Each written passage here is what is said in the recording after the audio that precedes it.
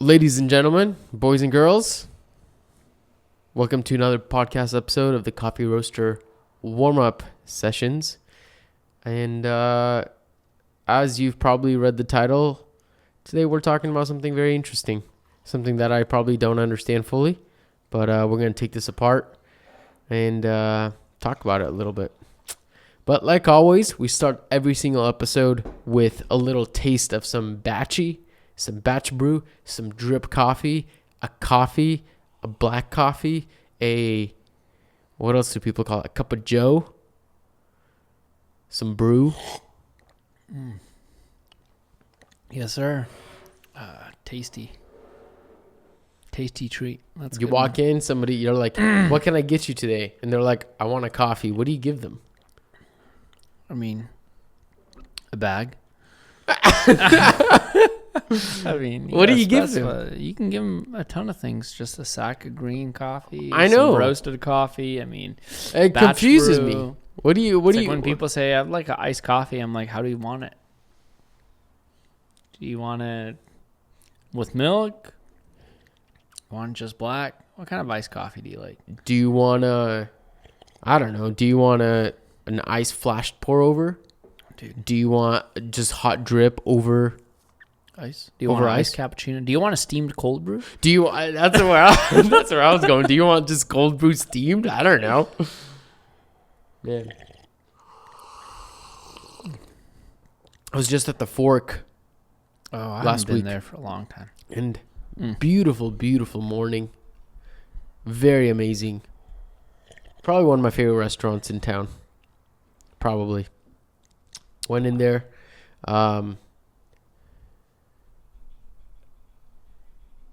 Maybe it was at the Fork. Maybe it was somewhere else. Anyways, asked for a coffee. They brought out a coffee, and it hit every spot that I wanted. Just the rich, like medium dark roast, well extracted, but not bitter and harsh.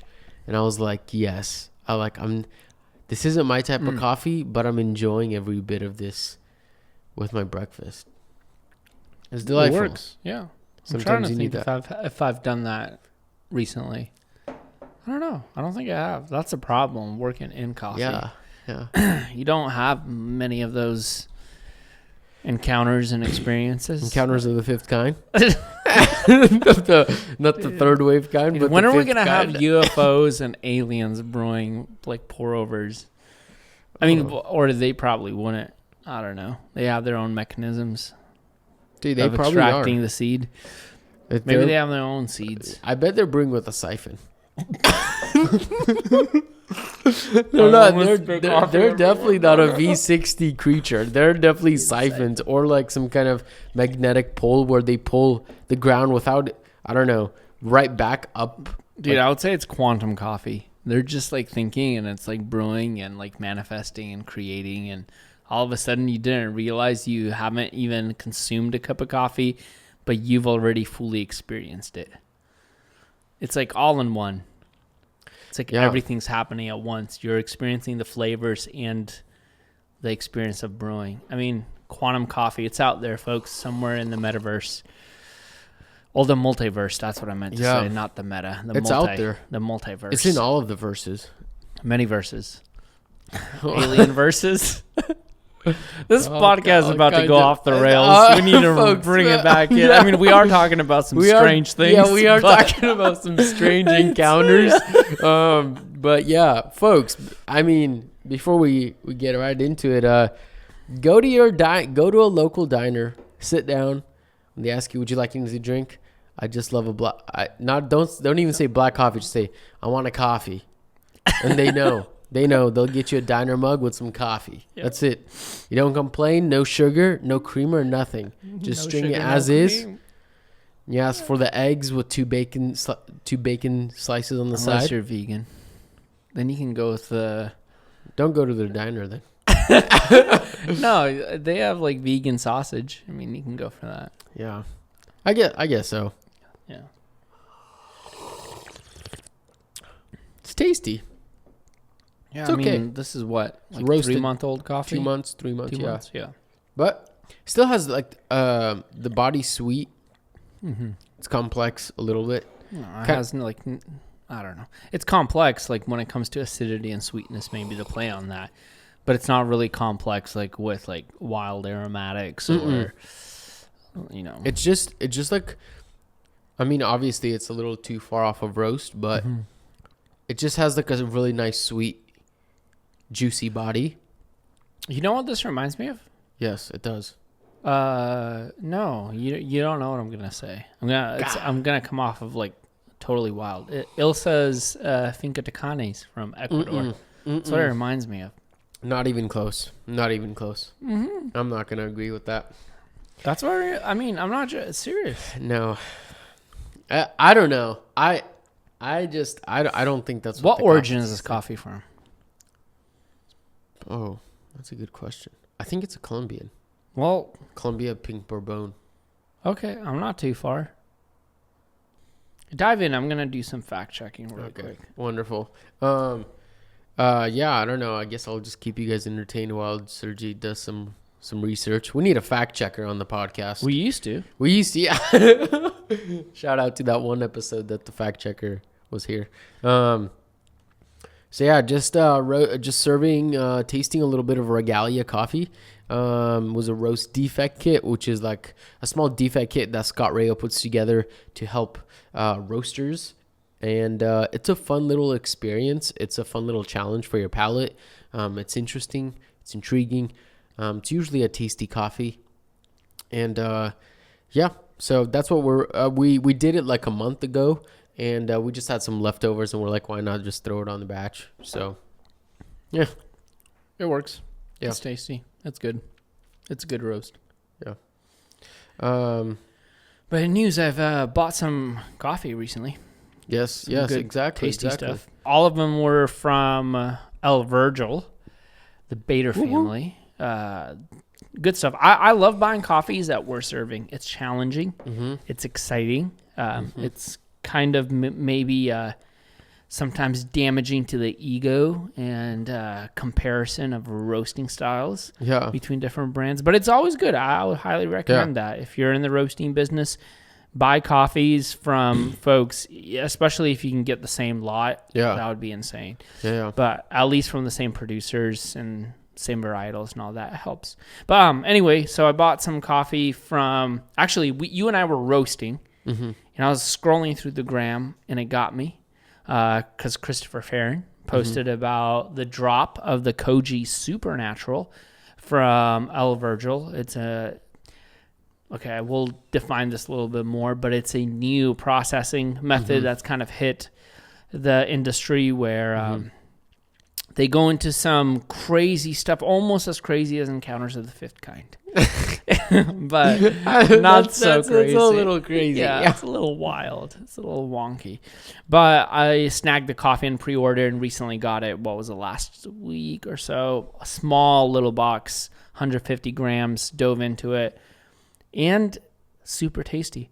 Unfortunately, when I brewed it for you before the roast, I over-extracted it hardcore, and we didn't even finish that. It's true. Beverage. That was pretty a bummer. crusty. Yeah. You didn't get to experience the beauty.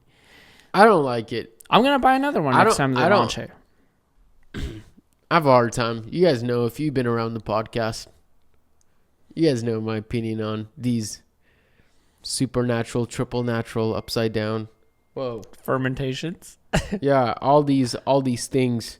I find them difficult. I find them challenging because I think we all start, a lot of people start there in their coffee journey, which is not bad because it really opens your eyes to like, no, coffee can actually taste pretty wild, you know? For me though, that was exciting for a couple of years, and then it just got kind of boring, I guess, because it felt like these coffees tasted a lot the same, and I felt like there was a lot of added things to the like the processing got in the way of the flavor too much. And so that's why I struggle with all these experimental anaerobic, aerobic, carbonic, maceration, thermal, whatever, like all these wonky things. But there's something interesting about this supernatural Koji that, just from your experiences, unfortunately, I didn't get to taste it. So take what I say with a grain of salt. this seems to be like a little something interesting, something a little different than what we've kind of gotten used to with, these other experimental processes. Yeah. I think the basics, there's an Instagram post floating around. I think let's set one thing straight. All coffee, washed, supernatural, honey, all coffee has a degree of fermentation. That's just the case, because coffee on a cherry, as it's getting ripe, the fermentation process kind of happens.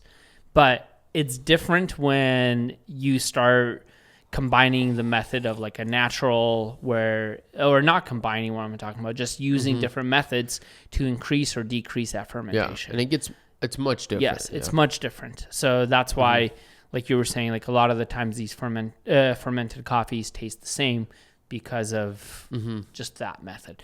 With Koji, it is even more different because there's an element of a bacteria that's being inserted into the fermentation process, and it grows on top of that cherry. It's like a mold almost. And it's not a new bacteria. This Koji bacteria comes from old times, from China, from Asia. Japan, that's right. It's an Asian bacteria that is commonly used in, I believe, like sake, rice, maybe soy sauce. Right. And what it does is when it grows on that coffee cherry, it produces like insane amount of sweetness. So I'm not going to dive into the science behind that because I'm no scientist and I have limited understanding to this. So that's a disclaimer. Right. There is a great article by Christopher Farron where he dives in the whole process because he helped kind of foster and create this process to a degree. Yeah. So what I tasted in the cup, like my experience with the coffee, one is the delicate flavors that you experience maybe in like, the florals and all of those like delicate flavors and the acidity were present. But the complexity with that acidity and sweetness was pretty bonkers, in my opinion. And it was also roasted fairly well. I enjoyed the roast because it had a lot of clarity.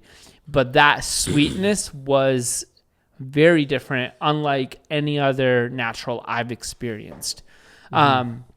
Again, there are similarities in the natural process with the Koji or the other natural coffees that I've had. There's similarities. But to me, it did stand its ground as something unique. And I really, really enjoyed that. I thought the clarity was nice. Cupped it with a friend, a coworker, and he was like, wait, is this a washed? He knew it was a natural, but he was joking because of how nice and clean that fermentation was. So that's my experience. I wish we would have cupped it. I wish I did because I'm skeptical. I'm just a straight up skeptic, folks. I don't know how I feel about this concept of like it tastes almost like a washed because it's just so clean, I guess, in its fermentation, how it's processed. I don't know. It's kind of beyond my understanding because once again, I'm also not a scientist. This is kind of a new thing that's come up.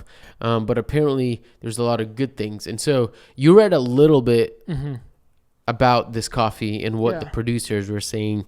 Maybe if you want to recap just a little bit, kind of a summary of what you just read before the podcast, if you remember. Yeah. In general, that article, Christopher breaks down just the history. That's one thing. The history is very, very unique because it's not a new process. It's been around for a long time. But when they brought it into coffee, the main... the flavor desire, there's a lot of other reasons why they did that. One, it's a fairly inexpensive method to use. The startup is a little high, but then you can reproduce it and it becomes fairly affordable for producers to use. So there's this idea of like sustainability. I mean, it is complicated, but the idea is flown around there. Right. But what I like in the article, there's this part where it says, we wanted to produce a coffee that took everything we loved about classically processed coffees, which a lot of the times wash is considered a classic process. The clean, bright, structured, uniform with elegant and well integrated and balanced fruit notes and amplify that.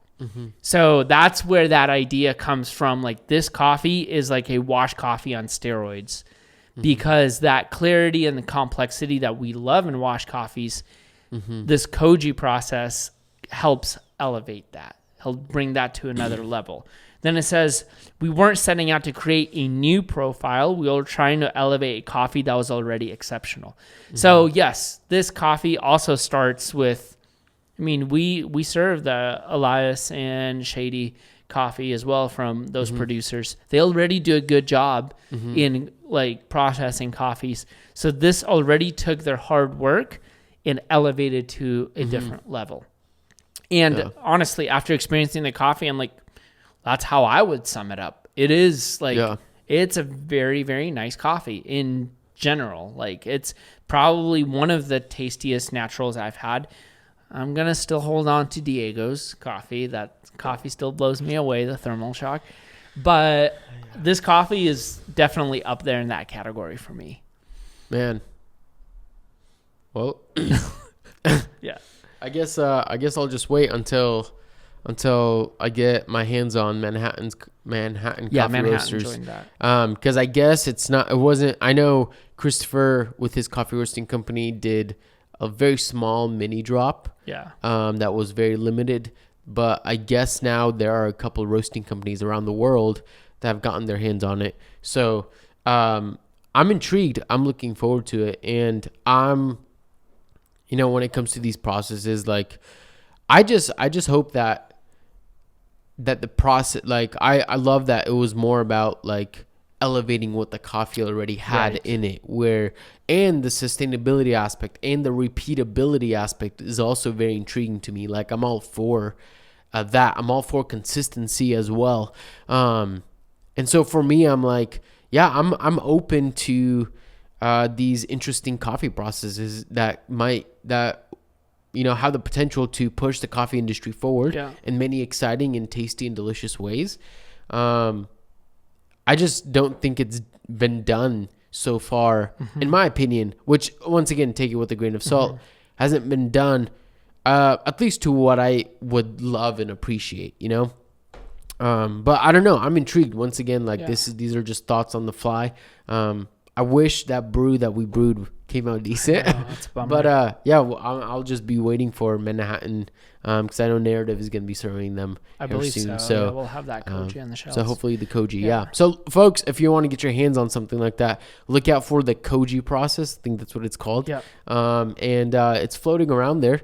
Yep. And so I would say definitely do some research on this method, because what excites me about it is taking a method of fermentation, like it's taking this bacteria that's like ancient. It's like historic. It's much older than coffee in that sense. Like, before the whole, dancing goat thing happened, this bacteria like existed, and it was utilized by folks that have no idea, probably had no idea what coffee is at that point. And so to take something like that's been like tried and true within a culture, bring it in to coffee, which is fairly new, and combine the two, that excites me. That's like a form of innovation that I like. Just the whole story, the history behind it, the combination, the effects that it has on flavor, but also the fact that this could help farmers to a degree, even though we were also reading earlier that natural processed coffees make up only of like 1% of total coffee. Well, experimental. Yeah, or experimental. Not naturals. Yeah, not naturals. Yeah, experimental processings only make up like 1% of total coffee production. It's still very, a very limited. I love how we throw around sustainability within these conversations when we're only talking about a tiny, small niche of coffees. It's kind of mind-blowing. Yeah. But all in all, it does excite me. I love stuff like that. There's like, I guess this entrepreneur, like kind of innovative spirit behind it all, especially with taking something that's ancient, like the Koji. Yeah. Taking something, ancient like the Koji and implementing that just makes you wonder, like, there are probably so many different ways and things and processes that all it takes is really just taking two and two together and seeing if it works. that's not even coming up with something different. Like that's not coming up with, specific kind of containers or machinery. It's really just using something that's already been around and just splicing them together and allowing them to work together, which is, I mean, there's something like exciting about that it kind of opens up a whole door of ideas or thoughts to think like, oh, like there's stuff that's already existed that we just haven't tried, but they might go really, really, really well together. And who knows what's going to happen 5 years from now when somebody, realizes, if you throw an orange peel on some cherries at, whatever, like something crazy like that. So yeah, that's fun. It's fun. I'm stoked on it. I mean, there's still going to be the argument of whether, that's taking processing too far, because like you just mentioned, like throwing an orange peel, there has been processing methods that literally like, external elements are added into to enhance and add that flavor into the processing, like a pineapple, an orange, like that's actually infusing like flavor into the coffee, into the processing. But this is slightly different because this is just infusing a bacteria into the ferment to help it like ferment properly. So but then again, it's like it's different. You're infusing just like not another flavor. You're infusing a bacteria. Yeah. Which I don't know. Yeah. I guess as we wrap up this episode, we'll share some final thoughts. But when is processing just too far? Because you just brought that up. Like I know there's something actually called flavored coffee out there in the world, which we all would probably agree is just like, no, you just don't do that. But then again, why not? You have right. I guess so. I don't know. Do you guys drink flavored coffee? But then again, it's like I don't know, when is process, or maybe there is nothing that doesn't exist where it's just too far, where we're throwing pineapples or blueberries into a tank and then the coffee ends up tasting like pineapples or blueberries. I don't know. What are your thoughts on? What's your take on that? I think at the end of the day, yes, it's for us to decide. As a coffee consumer, I get to decide what I want to drink. Do I want to washed or natural? But just because I like a specific blend doesn't automatically make the other blend like not good enough or unacceptable or not. Like for example, if a coffee producer can take a lower grade coffee, infuse it with oranges and get a higher price, is that bad? Like, you know what I mean? If that helps them sustain and make a living, I might not drink it. I don't want it. But if it's clearly labeled, it says this is a orange peel fermentation coffee and people love that flavor, they love that infusion. Well, and it makes sales go up. That's fine. Maybe not for me, but for someone else. So I don't know, by saying too far or more, like those are all going to be very relative terms to what I prefer. Right. People still drink flavored coffees. People still drink caramel macchiatos. People still enjoy mochas. So we all get to decide on this together, whether we like dark roast or light roast, whether we like Koji or wet hulled. Like that's all of our decisions. It's not just one person's or one brand's or one company to decide on that. So that's intriguing. I don't know. It's hard. It's hard. I'm perplexed. I don't know. Part of me is saying like, no, I don't want to drink infused coffee. Yeah. But at the end of the day, I guess, I mean, if you like macchiatos, or if you like 20 pumps of vanilla in your coffee, or if you like flavored coffee or that blue coffee or whatever, like I get. Some people like Taco Bell and some people. And that's the hard part about, I guess, being in an industry that's both subjective, but also then you have a cue that is actually on a scale of scoring, which then is not supposed to be subjective then, because it's supposed to be a little bit more rigid and on according to a specific framework. But then that framework we're also noticing is changing as new processes come out. I mean, now when you're taking the Q, now they're throwing anaerobic coffees on there, which it's just like, I don't know. Like, those are just scoring, thoughts. I also think scoring doesn't define what's good or bad in the sense of flavor experience. It may define like defect, like, oh, this coffee is bad because it has a defect, but it doesn't define like what you like. Like we were talking about diner coffee, like for some folks, that coffee is probably under an 80. It's commodity grade. Yeah, that's what the whole element of flavor and preference.